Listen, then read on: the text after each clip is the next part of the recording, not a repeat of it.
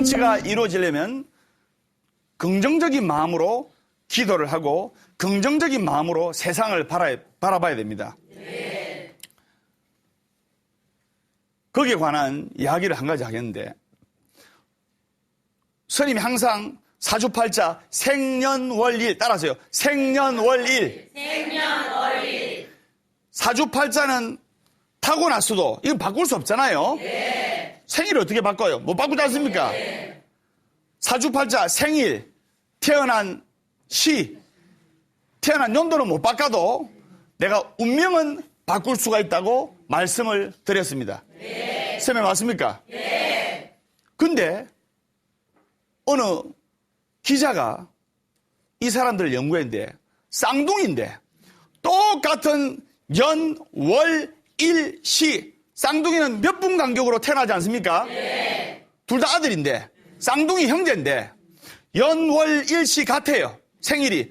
단 1, 2분 차이로 형, 동생이 정해졌는데 그럼 운명이 같아야 되는데 형은 거지가 되었고 동생은 대학 교수가 된 거예요.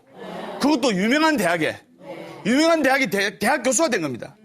이게 어떤 일인가? 이런 일이 있을 수가 있는가 싶어서 그 기자가 동생과 형의 행적을, 동생과 형의 살아온 인생을 더듬어서 조사를 한 거예요. 그러니까 중학교, 고등학교까지 한 집에서 살았는데 그 집에, 쌍둥이 형제 집에 액자가 하나 걸려있어요. 액자가. 어떤 액자가 걸려있느냐? 그 액자에, 그 기자가 물었어요. 거린인 형한테 그 액자에 글귀가 기억납니까? 액자가 있죠? 아, 액자가, 우리 집에 있었죠. 그럼 그 액자에 적힌 글귀가 기억이 납니까? 아이고, 기억이 나죠. 말씀해 주세요. 예. Dream is no hair. 저는 그 글을 보고, 액자 속에 적혀 있는 그 글을 보고 항상 성장했습니다. Dream is no hair. 꿈과 희망은 어디에도 없다. 꿈과 희망은 없다. 따라하세요. Dream is no hair. 발음이 안 좋다. 예. Dream is no hair. 꿈과 희망은 없다. 매일 꿈과 희망은 없다. 그것을 보고 자란 아이가 뭐가 잘 되겠습니까? 그런데 대학 교수가 된 동생한테 기자가 마이크를 대면서 그 액자 속에 있는 걸 기자는 이미 알고 있지요. Dream is nowhere. 꿈과 희망은 없다는 문구를 알고 있었지요. 기자는. 그 액자 속에 형도 그 글귀를 알고 있던데 그 글귀를 알고 있지요? 하니까 그 글귀를 한번 말씀해 보시죠. 교수님. 지금 교수님이니까. 그러니까 그 교수인 동생이 이야기를 한 겁니다. 예, 저는 그 글을 형과는 다르게 읽었습니다. 똑같은 단어인데, 똑같은 글인데 저는 띄어쓰기를 다르게 해서 다르게 받아들였습니다. 그게 뭡니까? 예, 저는 우리 형은 Dream is nowhere. 꿈과 희망은 없다. 그렇게 읽었지만 저는 똑같은 단어인데 띄어쓰기를 다르게 해서 Dream is now here. 꿈과 희망은 바로 여기에 있다. 여러분들의 꿈과 희망은 바로 여기에 있는 겁니다. Dream is now here. 꿈과 희망은 바로 여기에 있다. 이것을 보고 듣고 생각하면서 기쁨과 행복 속에서 자란 그 아이는 훌륭한 대학교의 교수가 된 겁니다. 따라하세요. Dream is now here. 꿈과 희망은 바로 여기에 있다. 그것을 여러분들이 아셔야 된단 말입니다. 그런 생각을 하고 기도를 해야만 소원 성취가 빠르고, 그런 생각을 하고 기도를 해야만 소원 성취가 크고, 그런 생각을 하고 부처님께 매달려야만 여러분들의 운명이 확 바뀐다 이 말입니다. 또 한 가지 이야기를 하겠습니다. 법담 스님이 우리 보학사 해원 큰 스님 모시고 부산교도소 재수자 교화를 한 지가 우리 해원 큰 스님은 30년 이렇게 넘으셨고 저는 20년 정도 됐습니다. 그러면 재소자가 재소자가 즉 범법에 죄를 지은 사람이 영어의 몸 갇히게 됩니다. 감옥에 갇히게 됩니다. 감옥에 갇히면 유일하게 세상 밖을 볼 수 있는 데가 어디냐면 유일하게 세상 밖을 볼 수 있는 데가 쇠창살입니다. 쇠창살. 유일하게 세상 밖을 볼 수 있는 데가 바로 쇠창살인데 두 재수자가 있었는데 한 명의 재수자는 쇠창살을 통해서 유일하게 바깥 공기를 마실 수가 있었고 바깥을 구경할 수가 있었는데 뭐든 바깥을 봤냐?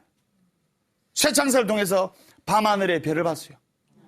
밤하늘의 별을 보면서 꿈과 희망을 키우면서 내 여기 나가면 다시는 죄를 안 짓고 착하게 살아야지. 마음을 먹고 발언합니다. 또 어떤 재수자는 쇠창살을 통해서 바깥을 보는데 비온 뒤에 진흙벌을 봅니다. 땅을 보게 됩니다.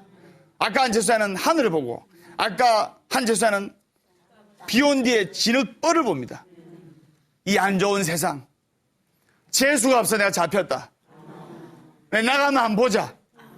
이런 마음으로 증오와 원한과 원망을 키웁니다.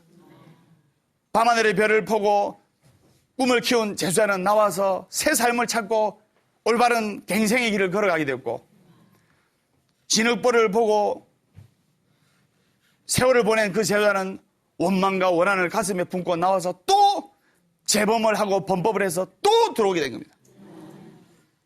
어떤 마음으로 기도를 하느냐, 어떤 마음으로 구하느냐, 거기에 따라서 여러분들의 인생이 하늘과 땅 차이 된 말입니다. 설명 맞습니까? 네. 그러면 나무가 있었는데 사과나무가 있었어요. 사과나무가 있었는데 그 사과나무에 태풍이 친 거예요. 그러면 사과 떨어집니까? 안 떨어집니까? 떨어져요. 다 떨어집니다. 네. 그러니까 그 사과나무를 심은 농부들이 올해 다 망했다 하면서 그 수많은 사과농부들이 땅에 털썩 주저앉는데 유독 한 명의 사과농부만큼은 희망을 버리지 않았어요. 다 떨어지더라도 몇 개는 달려있을 거 아닙니까? 네. 바람을 덜 맞은 사과는 몇 개는 달려있어요.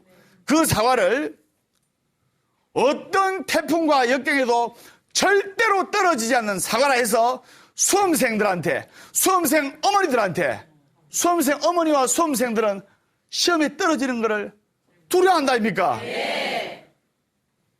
수험생과 수험생 어머니들한테 절대로 떨어지지 않는 사과 이렇게 해가지고 고가의 마케팅을 해서 그 손실된 금액을 다 보충하게 된 겁니다. 어떤 마음으로 인생을 살아가느냐에 따라서 하늘과 땅 차이의 결과를 가질 수가 있단 말입니다. 셀리 법칙에 관해서 내가 이야기를 하는데 셀리 법칙은 한마디로 이야기하면 행운이에요. 머피의 법칙은 불행이고 행운이 하늘에서 떨어지는 것이 아니고 행운이 들어오게끔 좋은 말과 좋은 행동을 해야 그 행운이 자기한테 오고 오래 머물고 부정적인 생각과 부정적인 관념과 타성적인 습관에 젖어 있는 사람은 좋은 운이 왔다고도 사라져 버립니다. 셀리의 법칙 세 가지만 간단히 말씀드리면 즉 운이 좋은 거, 좋은 일이 나는 거, 내가 30분 정도 약속 시간이 늦었는데 중요한 미팅에서 30분 정도 늦으면 돼요, 안 돼요? 안 돼요.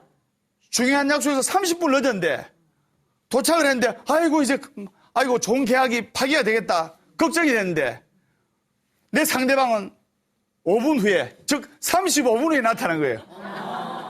운 좋았지요? 네. 그러면 30분 늦게 온 사람이 큰 소리 칠 수 있죠? 네. 35분이나 기다렸어요 하면서 이 셀리 법칙. 그 다음에 극장에서 새치기를 했는데 극장에서 새치기를 한 덕분에 10만 번째 관객으로 뽑혀가지고 상품을 획득했어요. 새치기를 우유차게 했는데 당신은 10만 번째 행운의 주인공입니다 하면서 수백만 원 상당의 선물을 받았습니다.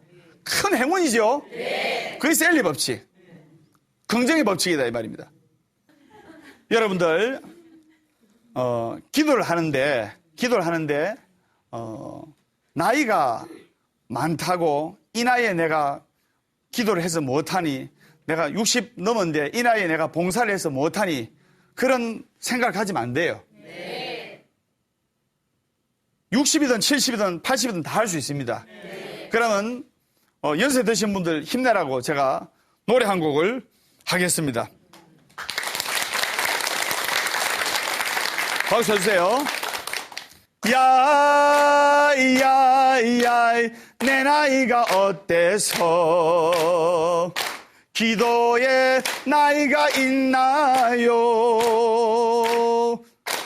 마음은 하나요, 느낌도 하나요, 기도만이 전부였는데 눈물이 나네요. 내 나이가 어때서 기도하기 딱 좋은 나이인데 쿵짜자작짝. 네, 여기까지.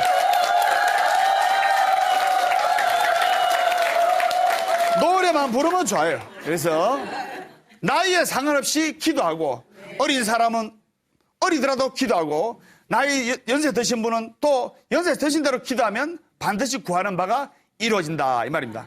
무슨 말인지 아시겠죠? 그리고 또 다음 시간에 하고, 그래서 열심히 여러분들 기도를 하셔서 구하는 바를 이루시기 바랍니다.